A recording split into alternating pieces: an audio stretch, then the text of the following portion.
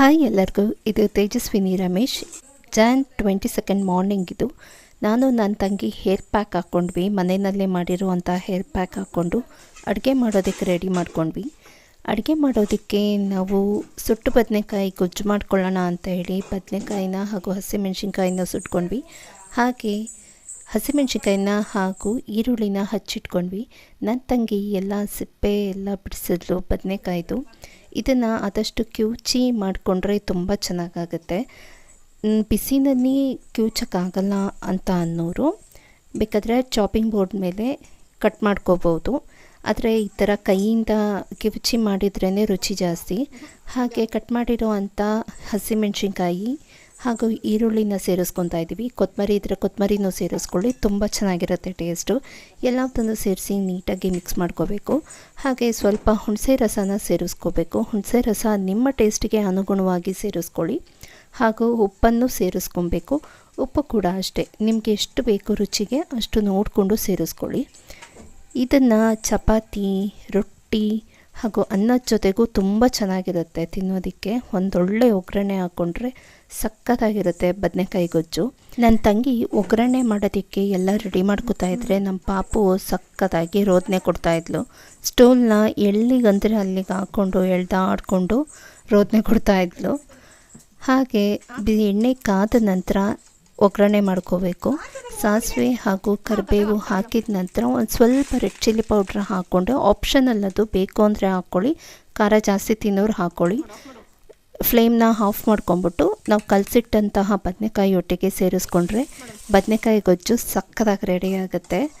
ಹಾಗೆ ಬಿಸಿ ಬಿಸಿ ಅನ್ನದ ಜೊತೆಗೆ ಸ್ವಲ್ಪ ತುಪ್ಪ ಹಾಕ್ಕೊಂಡು ಒಂದು ಮಜ್ಜಿಗೆ ಮೆಣಸಿನ್ಕಾಯಿ ಅಥವಾ ಹಪ್ಪಳ ಜೊತೆಗೆ ಹಾಕ್ಕೊಂಡು ತಿಂದರೆ ಸಕ್ಕತ್ತಾಗಿರುತ್ತೆ. ಹಾಗೆ ಈವ್ನಿಂಗ್ ನಾವು ಮನೆಯಲ್ಲೇ ಇದ್ದಂತಹ ಡ್ರೈ ಫ್ರೂಟ್ಸ್ನೆಲ್ಲ ಸೇರಿಸಿ ಒಂದೊಳ್ಳೆ ಪ್ರೋಟೀನ್ ಲಾಡು ಮಾಡಬೇಕು ಅಂತ ಅಂದ್ಕೊಂಡ್ವಿ. ಮೊದಲಿಗೆ ನಾನಿಲ್ಲಿ ಒಂದು 2 ಸ್ಪೂನಷ್ಟು ತುಪ್ಪನ ಬಿಸಿ ಮಾಡ್ಕೊತಾ ಇದ್ದೀನಿ. ತುಪ್ಪ ಚೆನ್ನಾಗಿ ಕಾದ ನಂತರ ನಾನು ಎಳ್ಳು ಮತ್ತು ಗಸಗಸೆನ ಸೇರಿಸ್ಕೊತೀನಿ. ಬಿಳಿ ಎಳ್ಳು ಹಾಗೆ ಗಸಗಸೆನ ಸೇರಿಸ್ಕೊತಾ ಇದ್ದೀನಿ. ಮನೆಯಲ್ಲಿ ಯಾವ ಡ್ರೈ ಫ್ರೂಟ್ಸ್ ಇರುತ್ತೋ ಅದನ್ನೇ ಬಳಸಿ. ಹೊಸದಾಗಿ ಹೊರಗಡೆಯಿಂದ ತರೋವಂಥ ಅವಶ್ಯಕತೆ ಇಲ್ಲ. ನಾವು ಮನೆಯಲ್ಲಿ ಏನಿದೆಯೋ ಅದನ್ನೇ ಬಳಸಿ ಮಾಡ್ತಾ ಇರೋದು. ಗಸಗಸೆ ಹಾಗೂ ಎಳ್ಳನ್ನು 1 ಸ್ಪೂನಷ್ಟು ಹಾಕ್ಕೊಂಡು ಅದು ಸ್ವಲ್ಪ ಬಿಸಿ ಆಗಬೇಕು. ಬಿಸಿ ಆಗಿದ ನಂತರ ನಾನು ದ್ರಾಕ್ಷಿನ ಸೇರಿಸ್ಕೊತಾ ಇದ್ದೀನಿ. ಗಸಗಸೆ ಎಳ್ಳು ಇನ್ನು ಮಿಕ್ಕಿದ ಐಟಮ್ಗಳ ಜೊತೆಗೆ ನೀಟಾಗಿ ರೋಸ್ಟ್ ಆಗುತ್ತೆ. ಹಾಗಾಗಿ ಮೊದಲೇ ಜಾಸ್ತಿ ರೋಸ್ಟ್ ಮಾಡೋದಕ್ಕೆ ಹೋಗಬಾರ್ದು. ದ್ರಾಕ್ಷಿ ಹಾಕಿದ ನಂತರ ನಾನು ಹಸಿ ಅಂಜೂರ ಹಾಗೂ ಬ್ಲ್ಯಾಕ್ ಬೆರಿ ಇತ್ತು, ಅದೆಲ್ಲದನ್ನು ಸೇರಿಸಿ ಹುರ್ಕೊತಾ ಇದ್ದೀನಿ. ಇದಕ್ಕೆ ಇಂಥದ್ದೇ ಡ್ರೈ ಫ್ರೂಟ್ಸ್ ಅಂತ ಏನಿಲ್ಲ, ಯಾವುದು ಬೇಕಾದರೂ ಸೇರಿಸ್ಕೋಬಹುದು. ನೀವು ಮೆಲನ್ ಸೀಡ್ಸು ಅಥವಾ ಸೂರ್ಯಕಾಂತಿ ಬೀಜ ಯಾವುದನ್ನು ಬೇಕಾದರೂ ಹಾಕ್ಕೋಬೋದು. ಆದರೆ ಮಕ್ಕಳಿಗೆ ಕೊಡೋದಿದ್ದರೆ ಅಗಸೆ ಬೀಜನ ಬಳಸಬೇಡಿ, ಅದರಲ್ಲಿ ಈಸ್ಟ್ರೋಜನ್ ಲೆವೆಲ್ ಜಾಸ್ತಿ ಇರುತ್ತೆ, ಹಾಗಾಗಿ ಬಳಸೋಕೆ ಹೋಗಬೇಡಿ. ದ್ರಾಕ್ಷಿ ಹಾಗೂ ಅಂಜೂರ ಎಲ್ಲ ಹುರಿದ ಮೇಲೆ ನಾನು ಒಣ ಖರ್ಜೂರನ ಪೌಡರ್ ಮಾಡಿ ಇಟ್ಕೊಂಡಿದ್ದೆ. ಒಣ ಖರ್ಜೂರ ಹಾಗೂ ಕೊಬ್ಬರಿನ ಅದೆರಡನ್ನೂ ಸೇರಿಸ್ಕೊಂಡು ಹುರ್ಕೊತಾ ಇದ್ದೀನಿ. ಅದಾದ ನಂತರ ನಾನು ಬಾದಾಮಿನ ಕೂಡ ರಫಾಗಿ ಮಿಕ್ಸಿಯಲ್ಲಿ ಹಾಕ್ಕೊಂಡು ಇಟ್ಕೊಂಡಿದ್ದೆ, ಅದನ್ನು ಕೂಡ ಸೇರಿಸ್ಕೊಂಡು ಹುರ್ಕೊತಾ ಇದ್ದೀನಿ. ಇದನ್ನು ಎಲ್ಲಿವರೆಗೂ ಹುರಿಬೇಕು ಅಂತಂದರೆ ಕೊಬ್ಬರಿಯಲ್ಲಿನ ಘಮ ಬರೋವರೆಗೂ ಹುರಿಬೇಕು. ಆದರೆ ಕೊಬ್ಬರಿ ಕಪ್ಪಗಾಗಬಾರ್ದು.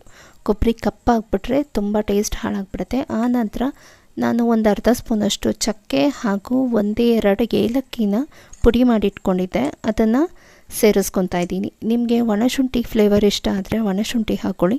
ನನಗೆ ಚಕ್ಕೆ ಪುಡಿ ಇಷ್ಟ ಆಗುತ್ತೆ, ಹಾಗಾಗಿ ಚಕ್ಕೆನ ಹಾಕ್ಕೊಂಡಿದ್ದೀನಿ. ಆ ನಂತರ ಲಾಸ್ಟಿಗೆ 1 ಸ್ಪೂನ್ ತುಪ್ಪ ಹಾಕಿ ಇದೆಲ್ಲದನ್ನು ಮಿಕ್ಸ್ ಮಾಡಿ ಸ್ವಲ್ಪ ತಣ್ಣಗಾಗೋದಕ್ಕೆ ಬಿಡಬೇಕಾಗುತ್ತೆ. ಬಿಸಿನಲ್ಲೇ ಇದೆಲ್ಲ ಉಂಡೆ ಕಟ್ಟೋದಕ್ಕಾಗಲ್ಲ.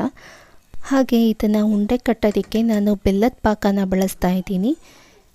ಬೆಲ್ಲದ ಪಾಕ ಕೂಡ ಸ್ವಲ್ಪ ಬೆಚ್ಚಗಿದ್ದಾಗಲೇ ಹಾಕ್ಕೊಂಡು ಉಂಡೆ ಕಟ್ಕೋಬೇಕಾಗುತ್ತೆ.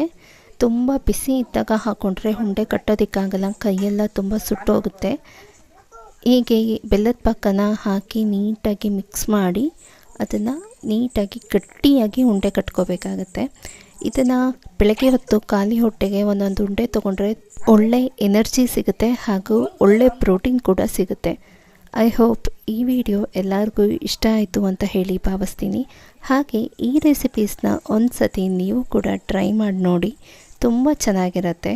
ಹಾಗೂ ಇದನ್ನು ಮಕ್ಕಳು ಕೂಡ ಕೊಡ್ಬೋದು. ಇದರಿಂದ ಮಕ್ಕಳಿಗೂ ಕೂಡ ಒಳ್ಳೆ ಪ್ರೋಟೀನ್ ಸಿಗುತ್ತೆ.